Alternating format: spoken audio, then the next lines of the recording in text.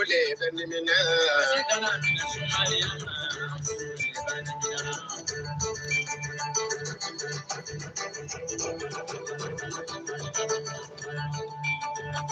Ayi kana mine Somalia mo Mashi kana mine Somalia mo furule benimina de furule benimina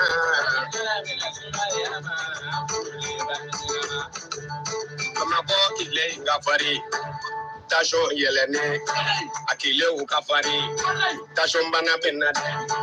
akile ngafari furo demi bena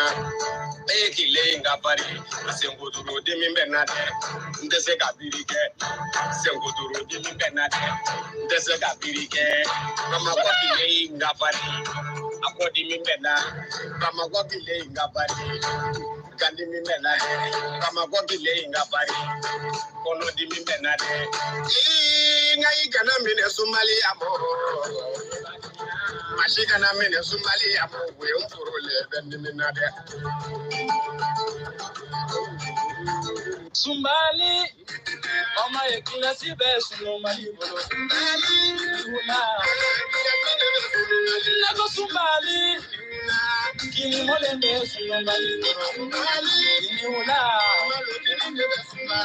Somali Esanga mole me Somali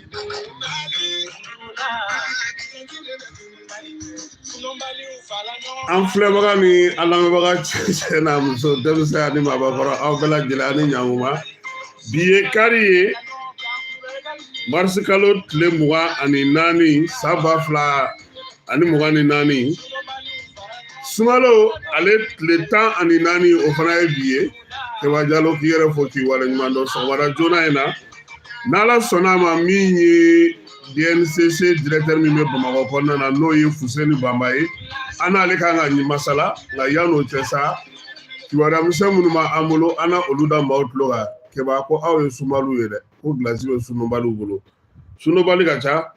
sɔgɔmada in na wolofaw fɛ yen kabini nɛgɛ kanɲɛ 8 bureau de vote kɔni bɛɛ lajɛlen dayɛlɛla Senegal fantan ani 4 bɛɛ lajɛlen fɛ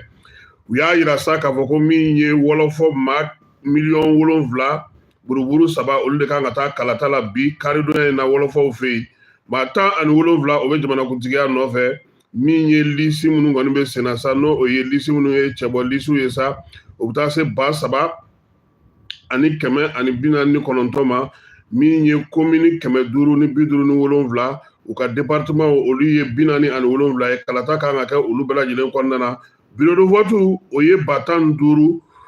66 ye ko ni Ala sɔnna a ma nɛgɛ kanɲɛ 8 bureau de vote bɛ datugu nka yan'o cɛ ko tile kɔnɔna na Keba ko jaabi kunfɔlɔ bɛ se ka sɔrɔ nka sufɛ fana min ye jaabiw yɛrɛ n'o ye prétendance ye olu bɛ sɔrɔ n'Ala sɔnna a ma dɔgɔkun kɔnɔna na kibaruya tɔw olu na di sɔgɔmada in na kɔni k'a yira u la k'a fɔ ko wolofaw fɛ yen bɛɛ lajɛlen kɔni bɛ kalataro la Keba u ka mɔgɔw bɔra dɛ jama jɔlen don aran yɛrɛ de jɔlen don an b'a fɔ sa ko n'Ala sɔnna a ma min mana bɔ a élection ko la wolofaw fɛ yen an na o da aw tulo kan Mali wolomasiri tabaw olu tun ye wulikajɔ kɛ labɛnsangakaw fɛ yen kunun Bamanciwale ni Ɲigawale kabaw kɔni tun taara lajɛ k'u bɛ bi olu dagayɔrɔ kan nka a ko ma bɔ foyi fɛ sabula u taara ka u ka su caman fililen to yen sɔgɔmada in na fana pankuru ale bɛ munumunu salo la Gawo ani Menaka ni Ansongo ni ɲɔgɔn cɛ yaasa min ye siganama minnu bɛ yen olu bɛ se ka bɛnbɛn cogo min na wulikajɔ ko o bɛna na to sen na armée ale ka bolo kan sabula u y'a jira k'a fɔ nin waati in na u tɛna na u sigi tuguni ka maa si kɔnɔ i kana bingali wɛrɛ kɛ ta ka ɲɛsin u ma walima n'a sɔrɔ a bɛ se ka kɛ balana kɔni ye nɔ tɛ min ye armée ye a y'a jira k'a fɔ ko a ka labɛnw bɛɛ lajɛlen sabatilen don nin waati in na ni Ɲigawale ni Bamanciwale kɛbaw n'u wulila yɔrɔ yɔrɔ la u na se ka wuli u nɔfɛ Doŋɔdɔduguw la sa yen fana bi maaw caman y'a jira k'a fɔ ko mɔgɔw bɛ k'u sigiyɔrɔw bila n'o y'a sɔrɔ Mali yɛrɛ kɔnɔna na maa caman y'a sigiyɔrɔ bila Doŋɔdɔduguw la ka t'u yɛrɛ sɔrɔ Baɲankarakaw fɛ yen maa 500 de bɛ bɔ tile o tile min ye Burkinakaw fɛ yen ka na anw ka jamana ale kɔnɔ Gawukaw fɛ yen Koyisa Borno n'olu bɛ Gabero mara la ko bin taara kɛ olu kan bagan misɛn fara bagan kumaba ka sa ani donbolow ni fɛn wɛrɛw u ye fɛn fɛn sɔrɔ u y'a bɛɛ lajɛlen salo ka taa n'a ye ni Bamanciwale kɛba ninnu k'u kɔni tun bɛ moto ka jalamugu bɛ u la u kɔni ye mugu de ci sa ka dugudenw lasiran maa kelen bɛ yen k'o ye cɛkɔrɔba ye o na kɛ o y'i ni fasa gɛlɛya kosɛbɛ u ye mugu wuli ale la intelitikaw fe tasuma de kɔni wulila ye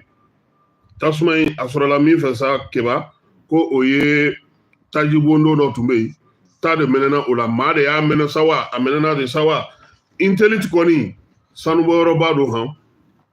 waati in na ale kuma ka ca kosɛbɛ nka maaw kɔni y'a yira k'a fɔ ko a kun jɔnjɔn kɔni u tɛ se k'o fɔ nin waati in na nka tiɲɛni kɔni a ye mɔbili caman ba o tiɲɛ nizeriyakaw fɛ yen nizeriya ekɔliden 200 ɲɔgɔnna olu sera ka labila u ka dugu min bɛ yen n'o ye kaduna ye kaduna yɛrɛ gouverneur n'o ye uba sani ye ale ye kibaruya di k'a yira k'a fɔ ko min ye maa ninnu kɔni k'u labilara nin waati laban in na bɛɛ lajɛlen b'a dɔn k'a fɔ ko wulikajɔ kɔni barika kun bonyanen don kosɛbɛ kaduna kɔnɔna na kaduna min ni maa bɛɛ lajɛlen b'a dɔn k'a fɔ ko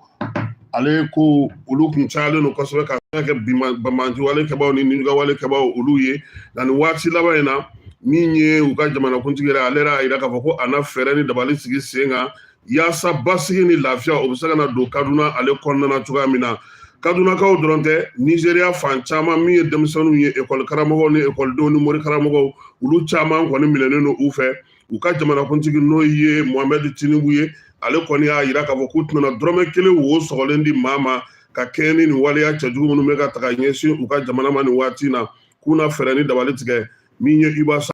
ale min ka ekɔliden 200 n'olu labilara u bilara cogo min na an'u bilara kun min na ale ma kibaruya di o kɔn nka a kɔni ye kibaruya di dɔrɔn k'a fɔ ko ekɔliden ninnu kɔni u sera ka u yɛrɛ sɔrɔ fosi ma kɛ u la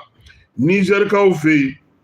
u ka kunnafoni gafe min bɛ yen n'a bɛ fɔ ma ko kuri ye ale ko min ye mohamɛdi bazum ye ko k'o ma dɔ bɔ a ka hakɛw la de wa bazum ko min ye jamanakuntigi kɔrɔ ni fanga darakira ale la juye kalo san 2023 o tile 26 ko kabini o don fo bisa a kɔni bɛ sɔrɔ a su de bolo deli dɔw kɛra togokaw fɛ o y'a to bazum sɔnɔgɔyaw kɛra a denw ale ni a furumuso olu kɔni sera ka labila ka taa togokaw fɛ yen nka a yɛrɛ bɛ bolola hali bi dun e ko min ye u ka jamana kɔnɔna na u ka sariyatigiw kɔni y'a yira k'a fɔ ko hakɛ minnu tun bɛ a bolo jamanakuntigi hakɛw k'u na dɔ bɔ o la a yɛrɛ fana na kɛ maa ye maa min na kɛ maa yeleke ye yaasa wulikajɔ minnu bɛ yen bi na olu bɛ se ka sabati cogo min alizerikaw fɛ yen ko ni ala sɔnna ma sɛptambre kalo tile 7 nata ye k'u na élection présidentielle kɛ n'o ye cunen ye a bɛ fɔ min ma ko anticiper Chad jamanakuntigi n'o o ye Idriss Déby denkɛ ye u y'a yira k'a fɔ ko u ka sariya suma mɔgɔw y'a yira k'a fɔ ko f'a ka tenni bila yaasa ka se ka kɛ cɛbɔ ye Chadikaw fɛ yen kamalen kun y'a yira fana k'a fɔ ko a bɛ kɛ cɛbɔ ye a yɛrɛ ka premier ministre fana ko a bɛ kɛ cɛbɔ ye nin kalata nata in na u fɛ yen yɛrɛkofɔw kɔni baaraw ma daminɛ min ye cɛbɔw ye sa u kan ka t'u ka sɛbɛn da sariya su min kɔnɔna na o sariya su mɔgɔ de y'a yira k'a fɔ n'a ma ɲɛ kɔni k'a bɛ kɛ cɛbɔ ye a na sɔrɔ a si fini bila fɔlɔ ka sɔrɔ k'i ka sɛbɛn bɛɛ lajɛlen ladon waleya in kɔni kuma fɔlen u y'a yira k'a fɔ ko a yɛrɛ ma se ka fɛn fɔ fɔlɔ a n'a nɔfɛmɔgɔw n'a lafasabaw maa minnu bɛ yen n'olu y'a fa ka parti maaw ye n'olu y'a ta k'o kɛ u ka cɛbɔ ye u bɛ ka fɛɛrɛ ni dabali tigɛ yaasa min ye baaraw ye olu bɛ se ka kɛ cogo min na ka ɲɛ n'an bɔra yen an bɛ taa irisilakaw fɛ yen irisi bingali min kɛra ale ka bamancɔle ni wale kɛbaw fɛ kɛba m'a f'i ɲɛna n ko irisiw n'an ta tɛ kelen ye maa ye waleya in kɛ a bɛɛ minɛna maa naani bɛɛ minɛna ne m'a fɛ ɲɛna a don su an k'u ko bingali in kɛra suguba min kɔnɔna na n'a a dɔnkɛ yɔrɔ n'u taara dun ka marifa ci hali n'o y'a sɔrɔ e kun taara sukaro de san i bɛ minɛ fɔlɔ de k'a fɔ ko bɔn ko komi ne ala ye ne kisi ne bolila ka bɔ o ma y'a la dɛ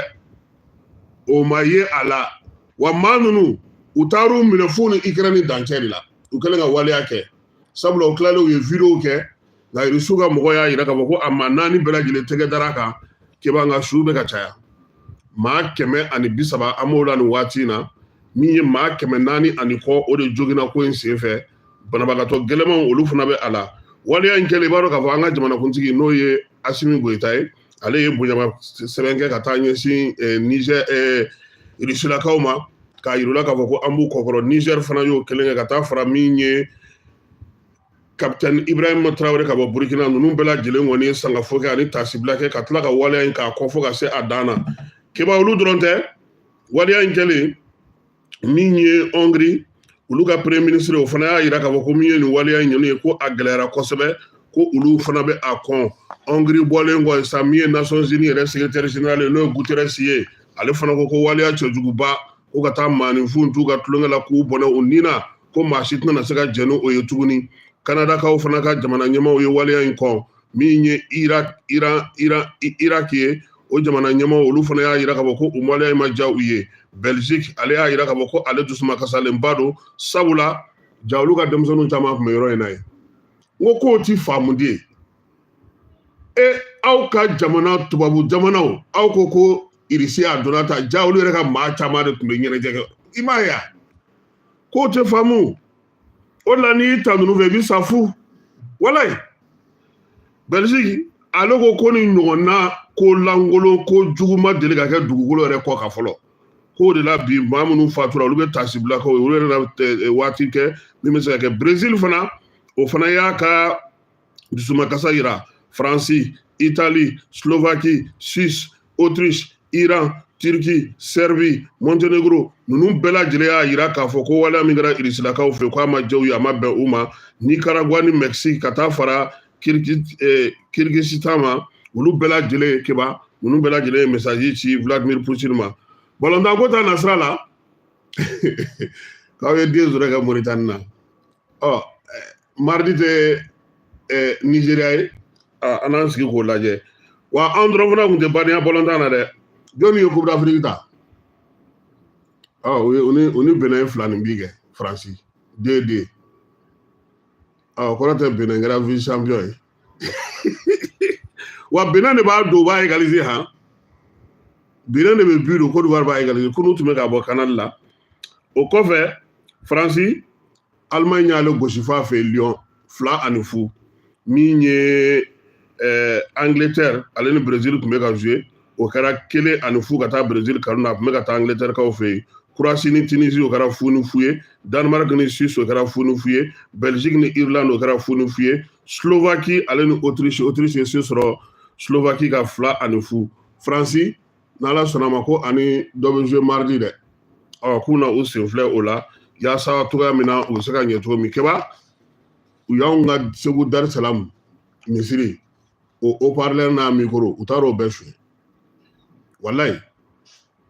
minakaw ma taa cɛ ka batiri de bɔ wa u taara ni ninnu ka misiri wele mina bɛɛ de ye Segu Dar es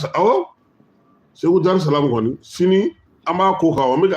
tɛ se ka nin do ta koyi nin tɛ anw de Bamakɔ ka ye koyi nin tɛ k'anw na k'an b'an sigi k'an fɛ anw b'an ta in ɲɛɲini dɛ an ta in bɛ ɲɛɲini fo Bulo ala tila ka Bulo wele Segu n'o ye directeur régional de la police ye nin ko bɛ ɲɛɲini de Dar es Salaam misiri Bafulu ka suɲɛ ayi n ko y'anw ka kin de ye keba u bɛna na maaw ɲɛ don an na Segu an ka cɛkɔrɔba n'o ye Tata Dramé ala y'ale ka kalifa minɛ a la kunun Tata n'i ye Tata mɛn o kɔrɔ ko Segu ka hɛrɛ bɛ fɛn o fɛn na cɛkɔrɔba min tun bɛ wuli k'i jɔ a ko la nka kɛrɛnkɛrɛnnenya la keba hali ni i kunkolo bɛ kabakolo sɔrɔ a bɛ fɔ n yɔrɔ min ma ko mɔgɔw lafiya yɔrɔ Segu n'i ye so jɔ a la Tata b'a ci espace vert a y'o kɛlɛ kɛ farikolo ɲɛnajɛ in min filɛ nin ni a kuma cayalen don tan Tata y'a kɛlɛ kɛ k'a fɔ ko Segu ma jɛn n'a ye Segu tɛ baviye ko la bi a t'a la sini Tata y'o kɛ maa min don a jɔyɔrɔ kun ka bon Segu ko caman na an bɛ dugawu don kɛ sa ko ala k'a dayɔrɔ sumaya ala k'a fara silamɛsu kan ala k'a mɛn ka saraka bɔ a ye premier ministre ale ye mɔgɔw bila ka taga Bugunikaw fɛ yen ni donbolo ye sini fana an na dɔ d'o kan Asimi Goyita denmisɛnnin dɔw olu y'u ka école ta wari u ka récréation wari u mɔgɔ 4 u y'o fara ɲɔgɔn kan ka taa se 1000 ma u taara n'a ye ORTM directeur fɛ yen k'a ka taa di Asimi ma k'a k'a fara a bolo la ko ka jamana jɔ n'a ye keba waleya fana an na ɲɛfɔli k'o fana na sini ni ala n'a kɛra sɔnna ma an ka maa welelen hakilila ka fɔ Fuseni a sera kɛnɛ kan ka ban an na fiɲɛ bɔ an senkɔrɔ sɔɔni yaasa ka tila ka min ye Fuseni ka ale ladon yaasa min ye baabu ye an bɛ sɔrɔ k'a daminɛ cogo min.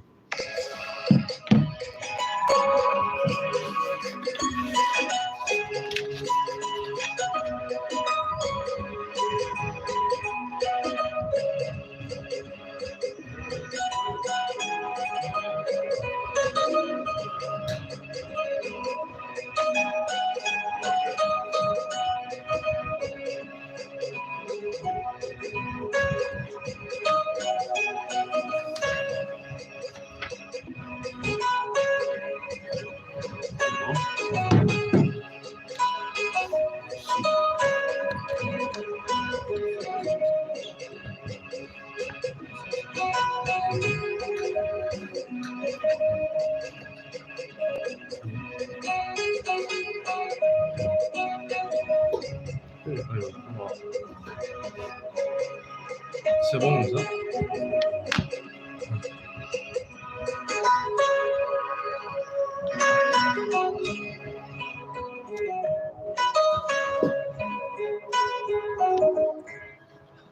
Keba nya fo ngo sungalo ale jora biye tleta aninani ni fembe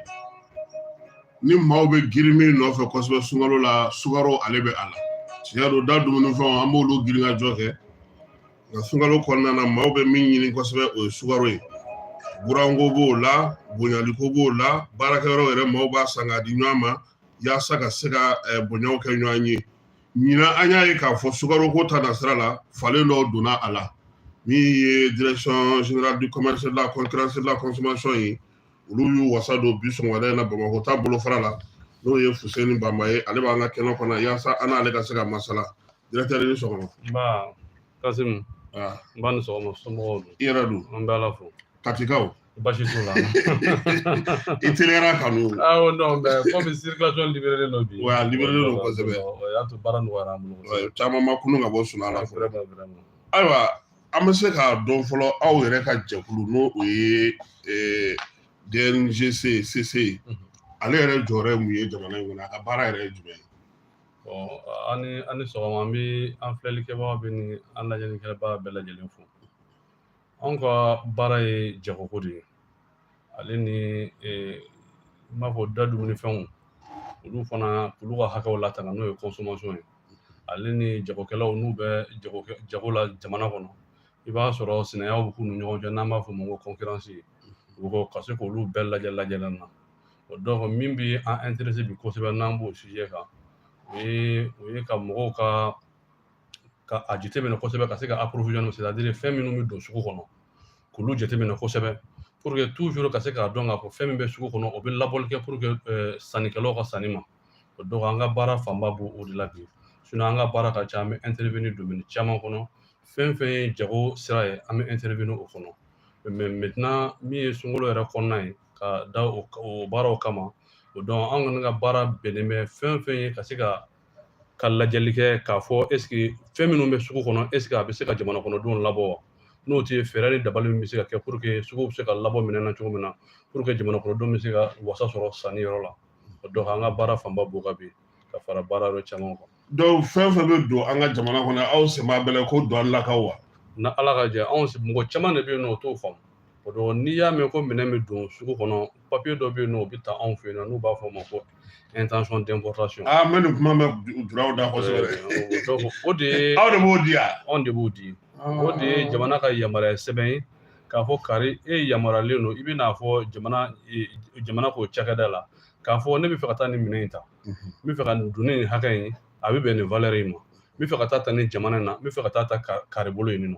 o donc o sɛbɛn min ka na da anw ma anw b'a lajɛ n'a sɔrɔla i n'o ka kan bon n'a sɔrɔ i ye jagokɛla yɛrɛ ye fɔlɔ parce que il faut pas k'an ka pan o yɔrɔ kunna. a fɔ i ka kɛ jagokɛla o fana papier ka k'i bolo. o ka papier ka k'i bolo. donc ne Kasimu Tarawele ne bɛ se ka wuli ka taa.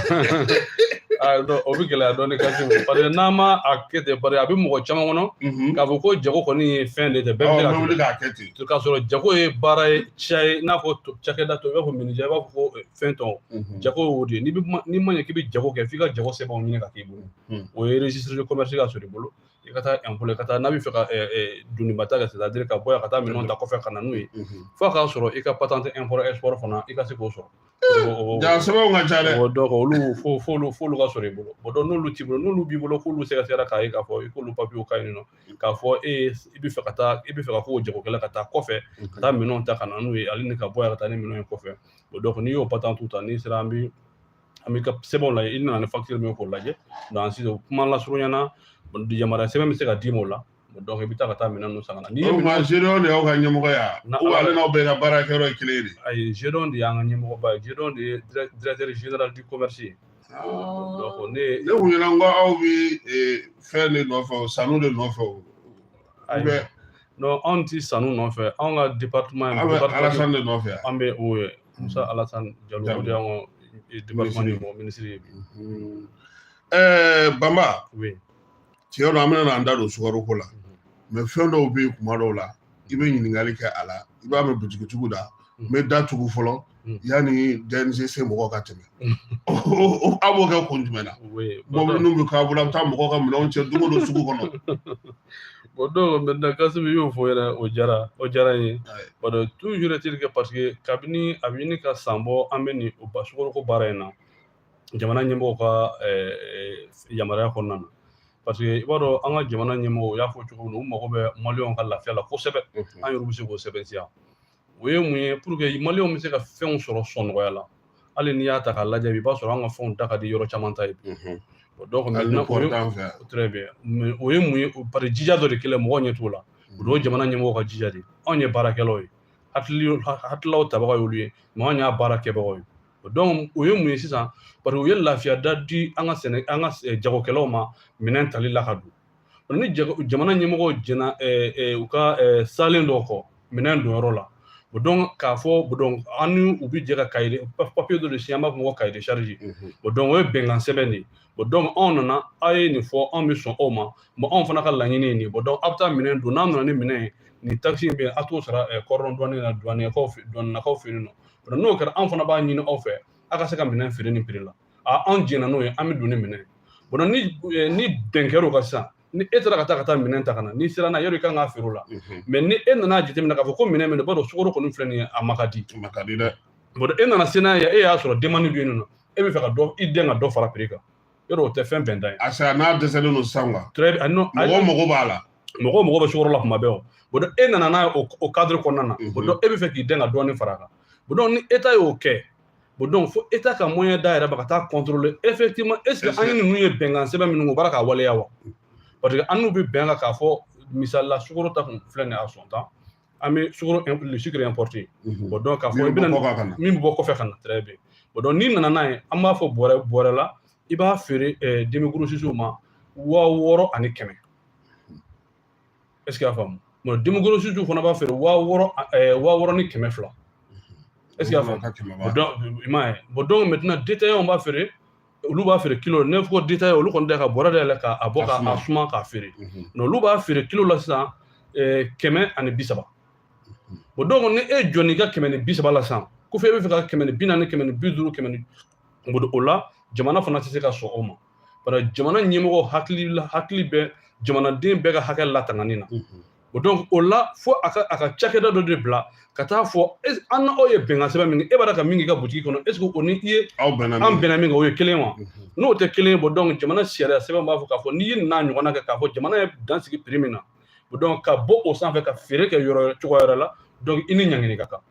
donc an b'o ɲangini da caman t'a faamu hali waati dɔ la i ka nin kuma diyara n ye hali waati dɔ la an bɛ baara kɛra jamana kɔnɔden minnu ye n'an ka agents taara a waati dɔ la olu t'a faamu mais bi an bɛ Ala fo caman b'a k'a faamu mais directeur ne ma min faamuya ni douanelaka n'u fɛn ninnu n'olu wulila ou bien u bolofara wɛrɛw olu bɛ minɛnw minɛ ka taga n'u ye aw fana bɛ minɛn cɛ ka taa n'a ye wa bɛ datugu de oui waati dɔ la an bɛ minɛnw minɛ ka taga n'a ye an bɛ se ka minɛn saisir ka taga n'a ye aw ta bɛ taa yɔrɔ filɛ so la wa aw ta bɛ taa non o de ni sukaro don o de an ka minɛn saisirli parce que papier de b'a la an b'a fɔ fɛn dɔ ma ko saisie provisoire an bɛ se ka saisie kɛ k'a fɔ k'a fɔ saisie provisoire bɛ k'i bolo donc n'o kɛra waati ni kunkuruni ka sɛgɛsɛgɛli kɛ parce que n'an nana ka na ye ko fɛn dɔ bɔ donc i bɛ se ka na i bɛna amende sara an bɛ se k'i bila ka amende sara min b'a to vraiment i bɛ nimisi ka baara in na parce que i ye tɔnɔ k'i kunna nin waati in na o bɛɛ bɛ minɛ i bɛɛ bɛna ka na min sara i b'a ye o bɛ juguya n'o ye i m'a ye waati dɔw la pour que an y'a ye k'a fɔ hali o la a taara ka se ka marché parce que dɔw bɛ yen nɔ u bɛ nin bɛɛ kɛ amende sara in ka nɔgɔn ma u bɛ n'a sara mais jamana kɔnɔdenw ɲɛ b'a la halisa ninnu bɛ nin baara in tagasegi la halisa an taara k'a jateminɛ c'est pour que an nana ka na ni i yɛrɛ na pare a kelen bɛ karo gɛlɛya de ye sisan n'i yer'o la sisan i ka da bɛ tugu fɔlɔ i bɛ wele ka na i bɛna ka na amende sara fo bureau la fɔlɔ n'i seginna o la ka taa ka t'i ka dayɛlɛ o b'a to i b'i hakili jagabɔ kosɛbɛ i ka feere kɛ kuma pour que bɛn kɛra min kan e ka se ka feere k'o la pour que ka kɛ nɔgɔya kɛbaga ye ka se jamana kɔnɔdenw ma ayiwa sunkalo hukumu kɔnɔna na an ye fɛn caman mɛn an ye jaw caman ye aw ka minisiri yɛrɛ bɔra min ye gédon yɛrɛ an y'a yɛrɛ ye kabini fɛn daminɛ aw kɛlen don k'aw cɛsiri aw ye mun de labɛn sukaro ko la ɲina o question diyara n ye kosɛbɛ parce que ɲina sukaro ko a ma kɛ i n'a fɔ santaw parce que i b'a kalama k'a fɔ usine ba 2 de b'an bolo yan bi n'u minnu bɛ sukaro bɔ donc fɔlɔ la an kɔni tun b'a fɔ baaraw tun bɛ kɛ an tɛna ka na lagosi fɛn kan mais ɲina an ye min kɛ pour que an yɛrɛ ka ko in daminɛ na fo ka taa s'a laban na an bɛ jamana ɲɛmɔgɔw fɔ u ye an dɛmɛ k'o danaya d'an kan ka se k'o baara kɛ bi bi in na an ka agent de bɛ fo usine kɔnɔ iye awɔ sukaro fo dugabugu in na sukaro bɛ charger camion kelen tɛ bɔ n'an ka agent t'a kalama donc ni sukaro bɔra sisan donc papier fanga ka kɛ fanga la o la dɛ non parce que a bɛɛ jateminɛnen don ni sukaro bɔra sisan parce que ne ye Bamakɔ district directeur ye donc min kan ka na Bamakɔ liste bɛ ci k'a fɔ nin bɛ taa Kayi nin bɛ taa Segu min bɛ na Bamakɔ ne bɛ baara k'o de kan donc ne fana kɛmɛ ka n ka labɛn dɔ sabati n fɛ yen nɔ depuis a bɛ ci ne ma k'a fɔ ko nin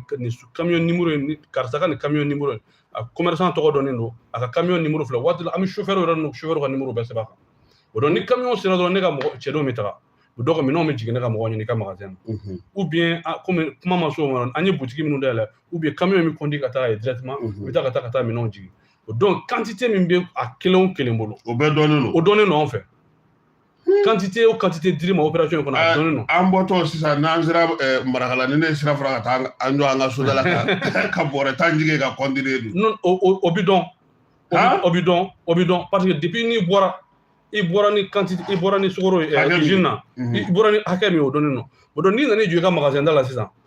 ne ka agent bɛ taga o parce que i man ka jigili kɛ ni fulu ka wele u bɛ wele jigili bɛ kɛ ne ka agent jɔlen ɲɛna ni magasin dépôt fɛn fɛn n'i nana i bɛ jigili kɛ hali sisan dɔw filɛ n'i nana dɔrɔn a bɛ ci ne ma a cira ne ma minnu kan ka bɔ o bɛɛ cira ne ma bi donc ne y'a ci agent minnu kan ka taa o don olu bɛ taa olu b'a jateminɛ sa commerçant minnu ka minɛn nana u bɛ to ka magasin u b'u wele k'a fɔ i ka camion nana awɔ a bɛ jigin nin waati fɛ donc u b'u préparer u bɛ to k'o to yen u b'a jigili assisté k'a bɛɛ compter u nɔfɛ donc an b'a sɛbɛntiya bon n'o sɛbɛntiyara ten nɔ a kɛra a bilali ka dépôt kɔnɔ ou bien a taara ka taa bila an ka ni kuma sera an ka boutique témoin ninnu kɔnɔ donc quantité bɛ anw bolo donc maintenant ni kuma avancé ka se ɲɛfɛ sinon hali feere minnu bɛ k'o boutique la an ka mɔgɔ bɔrɛ kelen tɛ feere ni ne ka mɔgɔw tɛ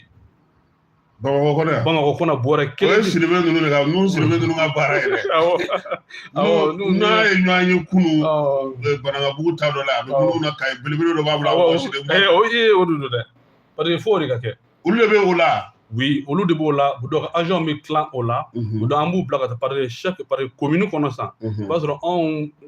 bi commune bɛɛ lajɛlen la Bamakɔ k'a daminɛ commune 1 na fo ka taa bila commune 6 la ne ka bureau b'a yɔrɔ bɛɛ lajɛlen la donc a bɛ magasin mana dayɛlɛ a bɛ dayɛlɛ commune dɔ de kɔnɔ donc commune ɲɛmɔgɔ bɛ agent dɔw bila ka taa sigi magasin da la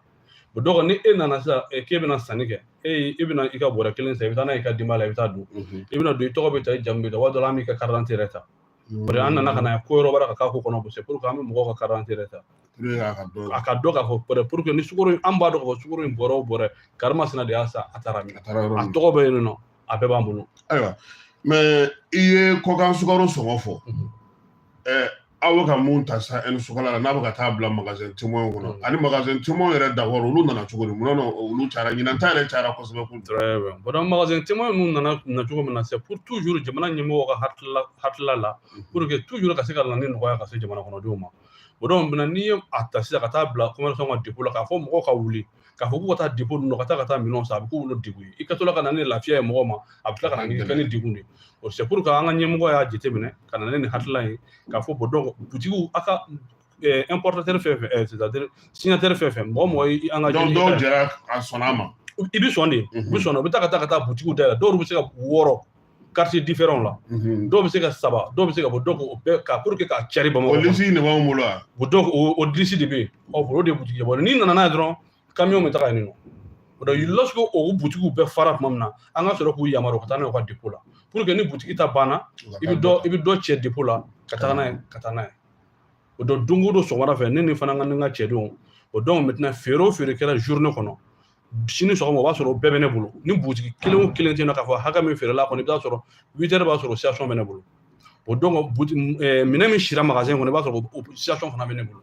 o donc ni dɔ kan ka ta ka taa fara kan i b'a sɔrɔ an bɛ mɔgɔ bila ka commerçant wele dɔrɔn donc ni stock in dɔgɔyara yan fɛ taa dɔ fara kan a mun na sunkalo daminɛ don fɔlɔ la mɔgɔw ye gɛlɛya sɔrɔ mɔgɔw minnu n'a ka sɛgɛn aw ma ka boutique ma dayɛlɛ joona non bon comme ko daminɛ o daminɛ i b'a sɔrɔ ni hakilila kura n'a daminɛ na a bɛ na ni gɛlɛya o y'a sɔrɔ mɔgɔw m'a faamu ka ɲɛ o donc an ye publicités caya pour que maliyɛnw ka se k'a faamu ka ɲɛ sinon gɛlɛyaba tun b'an kan nka mais ko daminɛ de don o donc fɛn min bɛ yen ni mɔgɔw ma dege a la fɔlɔ bon donc a daminɛ na a bɛ kɛ fɛn de kan mais au fur et à mesure que hali ni fɛn fitinin minnu b'a kɔnɔ an b'olu corriger bi kɔni le système a b'a ka marché kosɛbɛ bon donc système kɔni y'a ta kosɛbɛ sukaro min b'an yɛrɛ fɛ yan sukala ta ni sukala ta olu ye joli ye olu ye 5000 ani 500 boutique témoin non 5000 ani 500 dɔrɔmɛ 1 de fara ka boutique témoin na témoin na oui n'i taara o donc o témoin na an bɛ se ka an ka sukaro bilenman in de dɛ a fila bɛɛ e ni sukala jɛlen don e ni sukala jɛ mais sukala de bilennen don dɔɔnin kana sigiri très bien bon donc minnu yɛrɛ bɛ sukaroko kalama kosɛbɛ i b'a sɔrɔ bon n tɛna na se ka bon caman b'o fɔ n tɛna na a muso b'a fɔ an ye so u kɔni b'a fɔ k'a caman de bɛ k'a la sa nka mɔgɔ yɛrɛ b'a fɔ ko o de ka ɲi k'o ka ɲi k'o de bɛ o de ka ɲi mɔgɔ yɛrɛ ka kɛnɛya ma mais bi a ye waleya in sigi sen kan c'est vrai que communiqué bɛ ka kɛ n'i ye aw ka liste lajɛ i kɔni mana numéro wele cogo cogo a boutique b'a fɔ k'i ka na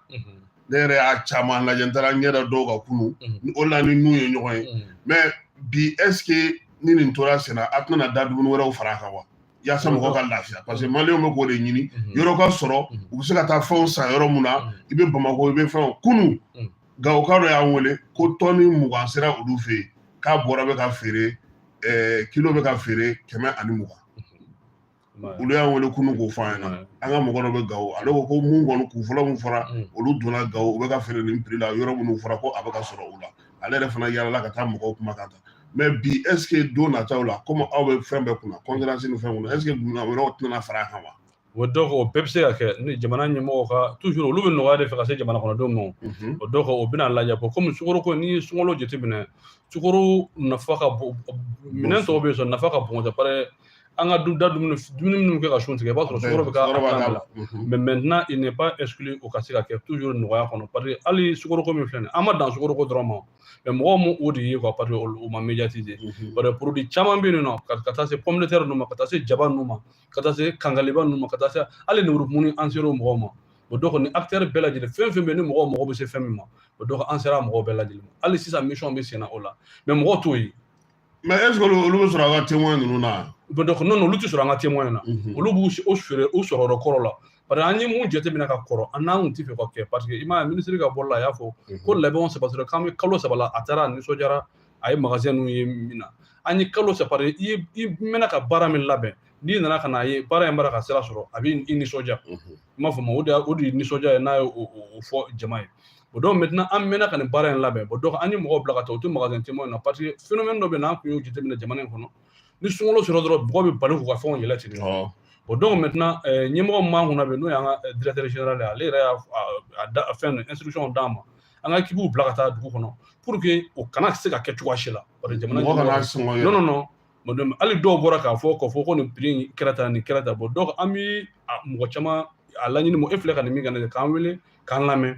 caman bɛ yen nɔ o bɛ prix ko fɔ bon prix ko ɲɛ ka misɛn dɔɔnin bon donc maintenant ni e tɛ fɛn min kalama ni sera a dɔnbagaw ma o bɛ se k'i fɛn parce que dɔw bɔra k'a fɔ k'ale pomme de terre yɛlɛla cogoya dɔ la mais maintenant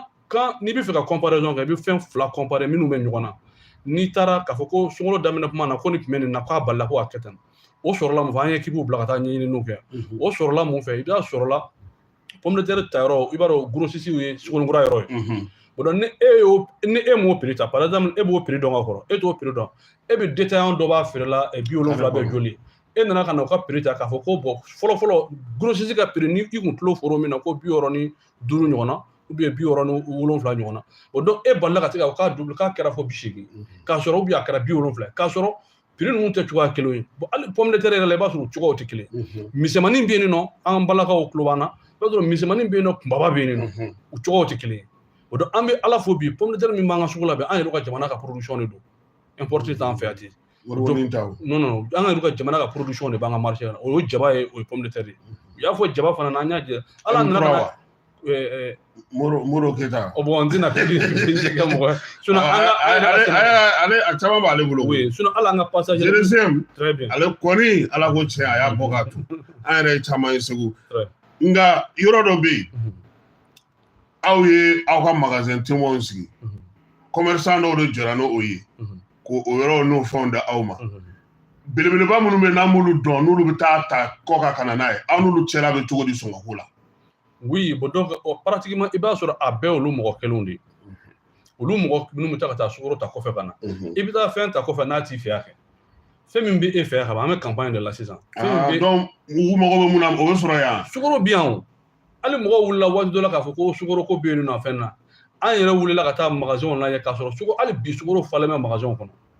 est-ce qu'il y a femme mais maintenant mɔgɔ kun bɛ fɛ ko in ka kɛ cogo min na de o y'a ye a taara ka taa o sira fɛ ma hali waati dɔ la i b'a sɔrɔ aw baara kɛ ɲɔgɔn can o m'a faamu par exemple maintenant n'i ye nin ko nin jateminɛ bɛɛ n'i ka hakilila don hakilila ɲumantigi b'a la hakilila jugutigi b'a la parce que an ka laɲini mun an y'a fɔ jamana kɔnɔdenw ye k'a fɔ ko sukaro bɛ yen nɔ sunkalo bɛ kɛ na ala ka jɛ lafiya la o donc maintenant i b'a sɔrɔ waribatigiw bɛ yen nɔ olu bɛ se ka taa an ka jɔrɔna ko mun olu ka se ka taa nin sukaro in bɛɛ san ka taa sukaro fan nɔfɛ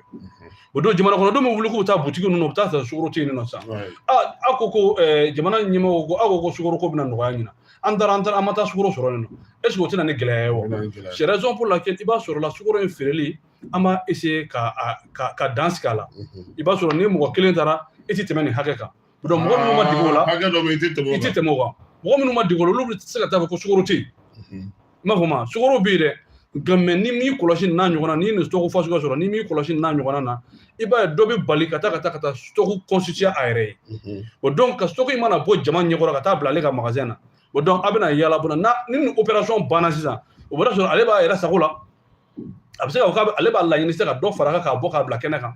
o donc c'est pourquoi an bɛ fɛ stock in ka to jamana yɛrɛ ka bolo kɔnɔ an y'olu ka yeli la pour que ka se ka sunkalo bɛɛ kɛ ta parce que bi bi in na est ce que an sera sunkalo tile an tɛ taa 13 yɔrɔ de la sa 14 ye bi 14 bon donc an da la an b'a fa bon donc pour que an ka se ka bɛɛ kɛ ka sɔrɔ ni sunkalo in bɛ mɔgɔw bolo sɔgɔ ɲɔgɔn na u ka se ka taa sa mais an bɛ stock gérer fo ka taa sunkalo ban pour que fɛn fɛn mago b'a la yɛrɛ de ka taa don ka se ka sɔrɔ mais min bɛ fɛ k'a ta ka taa ko wɛrɛ kɛ na ka se k'o bali a ma hakilila y'o de awa i ka mɔgɔw a bɛ n'a fɔ ninnu u ka groupe sɔgɔlen don a na Tumɔrɔbugu fana Sɛkinɛ Sisoko Bɛnkɛ ale fana n'a ka jama olu fana sɔgɔlen don a na maaw caman bɛ ka message bila ka na maaw ka gɛrɛ n'a ye min ye bi numéro ninnu c'est vrai an bɛ to ka dɔw fɔ yan an b'a fɔ fana mɔgɔw ɲɛna kuma caman n'u mago b'u ka commune numéro la u k'a fɔ an ye an b'a c'u ma pour que u ka se ka sanni kɛ mais est ce que o kɔfɛ aw yɛrɛ bɛna dɔ fara a kan san nataw la pour que mɔgɔ sunkalo yɛrɛ ka dɛsɛ o k'a sɔrɔ a worodira quoi. Très bien parce que hakilila nin y'a fɔlɔ ye mais nin na sisan an b'a essayer chaque fois ka se ka améliorer toujours an ka laɲini ye mun ye comme n'a fɔ jamana ɲɛmɔgɔw ka laɲini maliyɛnw bɛ se ka lafiya sɔrɔ cogo min na o donc ni erreur min don parce que adamaden mana sigi ka fɛn o fɛn miiri k'a kɛ i b'a sɔrɔ woniw bɛ se ka yala fiɲɛw bɛ se ka yala mais o fiɲɛ minnu yɛlɛla ka se k'olu corriger toujours pour que mɔgɔw bɛ se ka lafiya sɔrɔ cogo min na baara in na donc an ka hakilila b'o de la k'o kɛ. Ayiwa dɔw fana tun ye ɲininkali dɔw bila ka na yan k'olu kɔni olu tɛ fɛn fɔ sukaro la parce que olu kun ɲɛna min bɛna kɛ ko ma se ka kɛ caman y'o bali nka ko misi ko bɛ cogo di. Misi bon na ala sɔnna an bɛna labɛn yɔrɔ sabati o la o donc comme pour le moment parce que e b'a dɔn anw ye baarakɛlaw ye bon donc maintenant na ala sɔnna ni labɛn minnu sabatira o la waati nataw la peut être na o fana na ɲɛfɔ a waati la on na ɲɛfɔ mais bi aw kɛlen don ka fɛɛrɛ min sigi sen kan nin sukaro ko la ni magasin caman ni fɛnw bɛɛ lajɛlen bɛ a la mɔgɔw bɛ munumunu u bɛ fɛnw k'a la aw ye gɛlɛya jumɛn sɔrɔ a la parce que baara kɛra cogo cogo degun dɔ bɛ se ka k'a la. oui bon degun minnu b'a la peut être au début yanni mɔgɔw ka se k'an faamu m'a ye yanni mɔgɔw k'an faamu i b'a sɔrɔ gɛlɛya minnu yɛrɛ la o waati la n'an bɛ fɛ k'olu corriger i b'a sɔrɔ la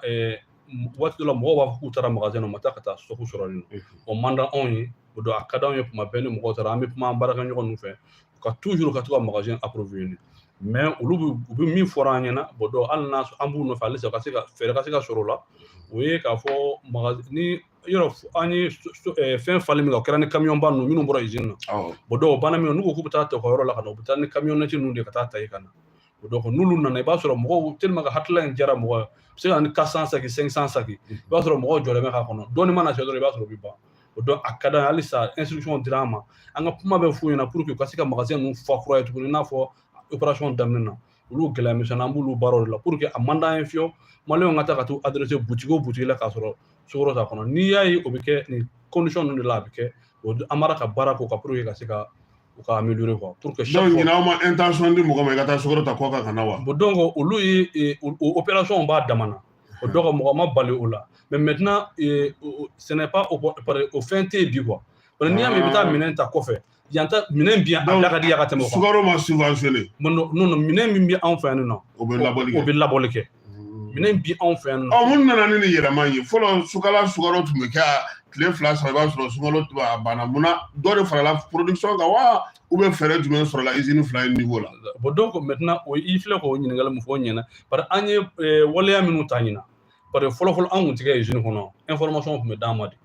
aw kun tɛ se ka don donc anw kun tɛ yen nɔ fɔlɔ mais ɲina an ka ɲɛmɔgɔw ni jamana ɲɛmɔgɔw ka labɛnw na an bɛ fɔ usine kɔnɔ camion bɛ fa anw ɲɛna a baara bɛɛ anw de bolo b'a la o donc maintenant o tɛ se ka kɛ n'a fɔ kɛcogoya dɔ o donc n'a nana yan fana an bɛ ka stock gérer fana vraiment a gérer ka ɲɛ a kana na taga kɛ ko wɛrɛ ye quoi o donc o gestion de la rigueur dans la gestion o donc o de kɔni an b'a k'o de résultat ye ten fɔlɔ mais nin bɛɛ la aw ka mɔgɔ minnu bɛ kɛ terrain kan kuma dɔ la c'est vrai que mobili ne yɛrɛ est ce que mobili kelen de t'aw bolo mobili ka ca dɛ dɔ fara parce que aw ka mɔgɔ ninnu kuma dɔ la fana ni fɛn dɔw kɛra yan'u ka na fana a bɛ mɛn dɛ oui mais maintenant i b'a dɔn Bamakɔ ka bon donc nin yɔrɔ la an bɛ toujours an bɛ an ka ɲɛmɔgɔw fo parce que bi bi in na an bɛ an n'an baarakɛɲɔgɔnw fana n'o ye lakanabagaw ye an ka nin équipe ninnu fɛn fɛn kɔ u bɛ an kɔ su ani tile bon donc n'an bɔra an n'olu bɛ ɲɔgɔn kan maintenant moyen kɔni caman dira an ma bi bi in na an bɛ ɲɛmɔgɔw fo nka halisa an mago bɛ se ka kɛ dɔ wɛrɛ la pour que ka se ka renforcer sinon an ka mobili ka ca n'o ye a ka ca ni 2 ye a ka ca ni 3 ye donc an tɛ fɛ k'a da fɔ mɔgɔ ɲɛna komi n'a dafara mɔgɔ kana taa mɔgɔw b'u planifier en fonction de ça ko nin hakɛ de b'u bolo o donc a kɔni ka ca n'olu bɛɛ o donc an bɛ don o don an bɛ ba kɔfɛ an bɛ ba fan fila bɛɛ la o diɲɛ don o don polisiw b'an nɔfɛ ne ko sisan ni ne taara sukaro ta aw fɛ yen ne bɛ ka n'a feere ne ye a tɛmɛ n'aw nana n'a ye ne minɛ mun de bɛ kɛ n'a de n'an ye e minɛ i bɛ minɛ ka t'i ɲangi par exemple o ye infraction de ye parce que ni jamana ye deli t'a la non deli t'o la dɛ i mana kɛ mɔgɔ o mɔgɔ ye zidɔn terikɛ de ne ye hali mɔgɔw ɲininka hali ni ne yɛrɛ den i bɛ ɲangi fura foyi t'o la i bɛ ɲangi